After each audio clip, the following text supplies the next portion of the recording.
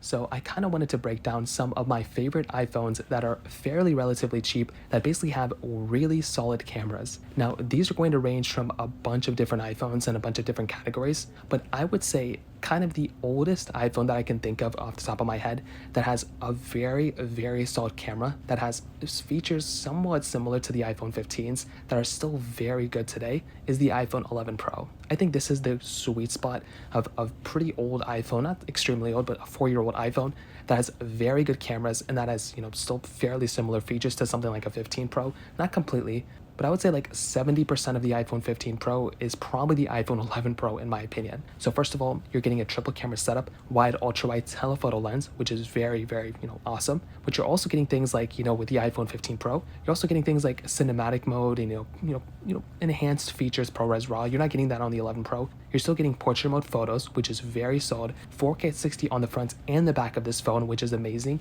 And you're getting that triple camera setup, which is very good. So from the top of my head, this is probably the best priced iPhone I can think of with the cameras, which is very solid. Now, another iPhone kind of going a little bit more improved from this is probably something like the iPhone 13. I would say this is probably the cheapest iPhone if you want almost same quality photo video as the iPhone 15 on this type of device. You are getting almost everything across the board on a 13, especially on a 13 Pro, that you're getting on something like a 15 or 15 Pro. You're getting, again, 4K 60 on the front and the back. You're missing a telephoto lens that we have on like a 15 Pro, but you are getting things like, cinematic mode video, which is amazing. It actually debuted on this phone, and you're getting a lot of other features across the board too, which is relatively awesome. So that kind of stuff is very cool, and you're getting a lot of other features here and there too, which is really awesome. Now, on top of that, I would say the quality of these videos is very good. The quality of the photos is very good as well.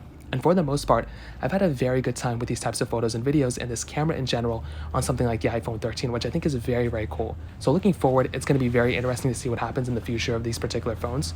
But I would tell you that a phone like the iPhone 11 and a 10R and 10S, these cameras aren't really that great. But I do think for the most part, Apple did a really good job on these devices, and I'm a massive fan of how good of a job Apple did with those camera sensors at that time. Now, again, if you want to spend a little bit more money, you can always get something like the iPhone, 13 Pro, iPhone 14 Pro, iPhone 15s. Those are very good iPhones as well, and I love those phones a lot. But I would look at a phone like the iPhone 13, and the iPhone 11 Pro as probably being the best iPhones in terms of a price per dollar standpoint for these cameras. So that pretty much covers it up there. If you have any other thoughts or questions, let me know in the comment section below. Hit the like button, that would mean so much, but definitely hit that subscribe button. More importantly than everything else, I love every single one of you guys. Hopefully I'll catch you guys in the next video. Peace out till then.